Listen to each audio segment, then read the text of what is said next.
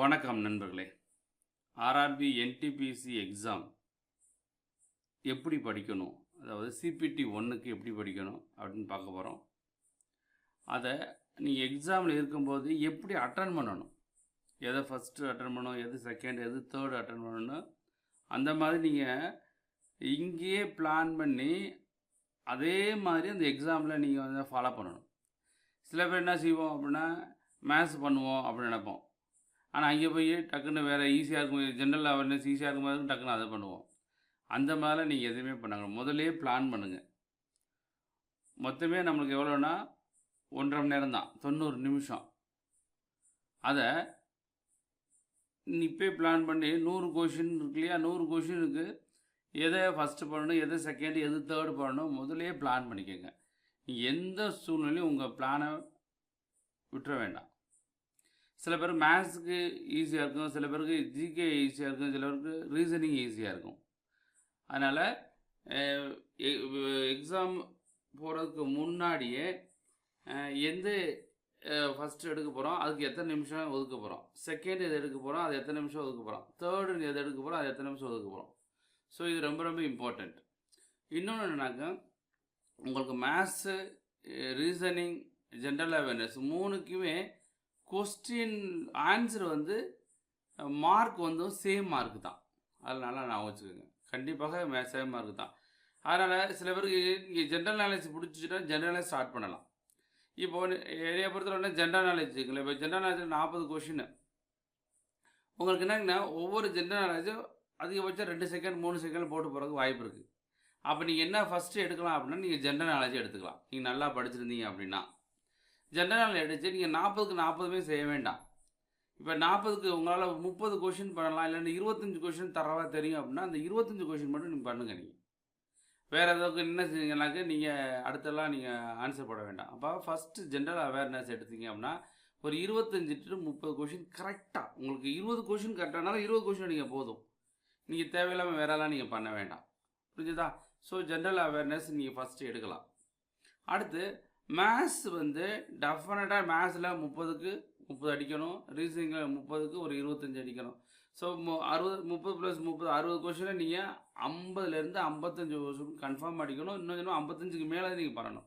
அப்போது மேத்ஸ்லேயும் ரீசனிங் உங்களுக்கு டைம் ஆகும் இல்லையா, அப்போ அந்த டயத்தை பண்ணுறதுக்கு நீங்கள் முதலையே ப்ராக்டிஸ் பண்ணணும். ப்ராக்டிஸ் பண்ணி வேகமாக போட தெரியணும். சில சம்ஸ்லாம் வந்து ரீட் பண்ணணும்னு ஆன்சர் சொல்ல தெரியணும். ஒவ்வொரு சம்ஸுமே நீங்கள் எழுதி பார்க்கக்கூடாது. அதே மாதிரி ரீசனிங் தான். ரீசனிங் பொறுத்தளவு என்ன ஆகிடும், உங்களுக்கு ஈஸியாக இருக்கிற மாதிரி தோணும். ரீசன் ஈஸி தான் இருக்கும், அப்போ டைம் இருக்கும் அதில் நீங்கள். அப்போ அந்த டயத்தை குறைக்கிறது பார்க்கணும். அதனால் கண்டிப்பாக மேத்ஸ் ரீசனிங்கில் டைம் கண்டிப்பாக இழுக்கிற மாதிரி தோணும் ப்ராக்டிஸ் பண்ணலைன்னா. பட் ப்ராக்டிஸ் பண்ணிங்க டெஃபினட்டாக 5 செகண்ட் 10 செகண்டில் போடுறதுக்கு அதிக வாய்ப்பு இருக்குது. அதனால் என்னைய பொறுத்தளவு என்ன செய்யலாம், ஜென்ரல் அவேர்னஸ் தரவாக படிச்சிட்டிங்கனாக்க ஜென்ரல் அவேர்னஸ் ஃபஸ்ட்டாக இருங்க, கடகடான்னு போட்டுருங்க. போட்டு ஒரு 20 கொஷின் அல்லது 25 கொஷின் நீங்கள் போட்டு முடிச்சுக்கலாம். முடிச்சுட்டு அடுத்து நீங்கள் மேத்ஸோட போகலாம். மேத்ஸ் முடிச்சுட்டு ஒரு 25 கொஷின். அடுத்து ரீசனிங் உங்களால் ஒரு 20 to 25 கொஷின் அடிக்க முடியும் அப்படின்னா திருப்பி ரிவைண்ட் பண்ணிப்பாங்க. எல்லாத்தையும் மொத்தம் அடிக்க வேண்டாம். திருப்பி என்னலாம், இப்போ ஜென்ரல் அவேர்னஸ் வச்சுக்கோங்க. ஜென்ரல் அவேர்னஸில் ஒரு 25 கொஷின் அடிச்சிட்டிங்க. மேத்ஸில் ஒரு 20 கொஷின், ஸோ 55 கொஷின். இதில் ஒரு 20 கொஷின், ஸோ 75 கொஷின் அடிச்சிட்டிங்க. நம்மளுக்கு இன்னும் ஒரு 10 கொஷின் மேலே 85 கொஷின் பண்ணணும். அப்போது மேத்ஸில் நம்மளை ஏதாச்சும் ஈஸியாக பண்ண முடியுமா, குயிக்காக பார்க்கணும். ரீசனிங்கில் ஏதாச்சும் குயிக்காக பண்ண முடியுமா. அப்போது ஜென்ரல் அவேர்னஸில் ரிவைண்ட் பண்ணி நீங்கள் போடாத கொஷின்லாம் உங்களை பண்ண முடியுமா. அந்த மாதிரி நீங்கள் டிசைட் பண்ணி வேகமாக பண்ண தெரியணும். மொத்தமே 1.5 மணி நேரம் தான், 90 நிமிஷம் தான். இந்த 90 நிமிஷத்தில் எவ்வளோக்கு நீங்கள் வேகமாக பண்ணுறீங்களோ அவ்வளோக்கு ரொம்ப நல்லது. கண்டிப்பாக இல்லை மைனஸ் மார்க் இருக்குது வேறு. அதனால் நீங்கள் கரெக்டாக தெரிஞ்சால் மட்டும்தான் பண்ணணும். சப்போஸ் உங்களுக்கு வந்து 85 கொஷின் கரெக்டாக தெரியும், 15 கொஷின் தெரியலன்னா விட்டுட்டு வாங்க. சில பேர் என்ன சொல்லுவாங்க, ஏபிசி அடிச்சிட்டிங்கனாக்க மைனஸ் மார்க்கில் போய் நின்றும். சில பேருக்கு நல்ல நேரம் கிடைக்கும், நமக்கு நல்ல நேரம் வந்துடும் அப்படின்னு நினைக்கிறாங்க. அந்த நல்ல நேரம் எப்படின்னா தெளிவாக படித்து எழுதினாதான் உங்களுக்கு நல்ல நேரம் வரும்னு அர்த்தம். அதனால் உங்களுக்கு 85 கொஷின் வந்து கரெக்டாக தெரியும், 15 கொஷின் சுத்தமாக தெரியாது, டவுட்டில் இருக்குது அப்படின்னா தாராளமாக கொஷினை விட்டுட்டு 85 பண்ணிவிட்டு வாங்க. இல்லை 90 வரைக்கும் கரெக்டாக தெரியும், எனக்கு 10 கொஷின் தெரியும்னா 10 கொஷின் விட்டு வந்துடுங்க. ஆனால் டெஃபினட்டாக 80க்கு மேலே தான் நீங்கள் கன்ஃபார்மாக அடிக்கணும். 80க்கு குறைஞ்சி அப்படின்னா இட் மேபி வரலாம், அவ்வளோதான் சொல்ல முடியும். Maybe, not sure. அதனால் 80க்கு மேலே உங்களுக்கு எத்தனை கொஷின் கரெக்டாக தெரியுதோ அது மட்டும் பண்ணிட்டு வந்தால் போதும்.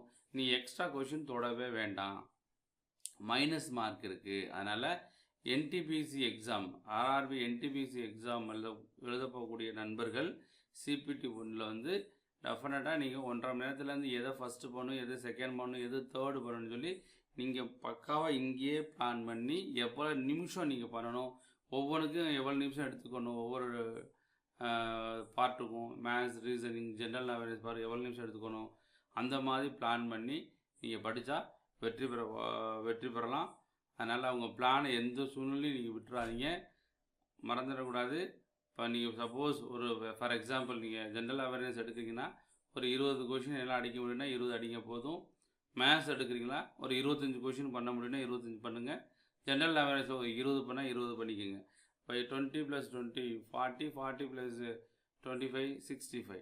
ஸோ எகெயின் நீங்கள் ரிவைன் பண்ணி போய் குறைஞ்சபட்சம் 80க்கு மேலே கரெக்டாக அடிக்க மாதிரி பண்ணிங்கனாக்க கண்டிப்பாக ஜெயிக்கலாம். வெற்றி பெற வாழ்த்துக்கிற நண்பர்களே. டெஃபினட்டாக நீங்கள் ஜெயிக்கணும், வெற்றி பெறணும். கண்டிப்பாக இதில் நீங்கள் படித்து நல்ல மார்க் எடுத்தால் தான் செகண்ட் ஸ்டேஜ் போக முடியும். அதனால் வெறிகுண்டு படிங்க. நல்லா படிச்சுட்டு அட்டன் பண்ணுறதுலையும் போய் கோட்டை விட்டுறக்கூடாது. அதனால் அட்டன் பண்ணும்போது பிளான் பண்ணி அட்டன் பண்ணுங்கள், கண்டிப்பாக ஜெயிக்க முடியும். நன்றி நண்பர்களே, வெற்றி பெற வாழ்த்துக்கிறோம். மறந்துடாமல் நம்ம சேனலில் சப்ஸ்கிரைப் பண்ணிவிட்டு நீங்கள் ஃப்ரீயாக படிக்கலாம். நன்றி, வணக்கம்.